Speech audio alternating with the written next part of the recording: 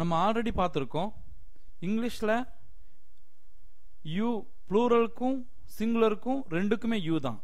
நீ அப்படின்னு சொன்னாலும் யூ தான், நீங்கள் அப்படின்னு சொன்னாலும் யூ தான்.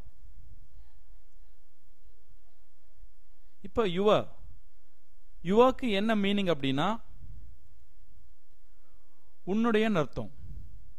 இப்போ நான் இந்த பையனை பார்த்து திஸ் இஸ் யோர் பென் அப்படின்னு நான் சொல்றேன் அப்படின்னா இது உன்னுடைய பேனா.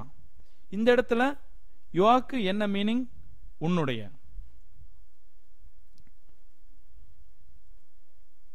சப்போஸ் நான் இந்த ஃபேமிலியை பார்த்து இந்த மூணு பேரை பார்த்து திஸ் இஸ் யோர் ஹவுஸ் அப்படின்னு சொன்னா இது உங்களுடைய வீடு. இந்த இடத்துல யுவருக்கு என்ன மீனிங்? உங்களுடைய. ஸோ யுவருக்கு உன்னுடைய அப்படிங்கிற மீனிங்கும் இருக்கு, உங்களுடைய அப்படிங்கிற மீனிங்கும் இருக்கு. தேங்க்யூ.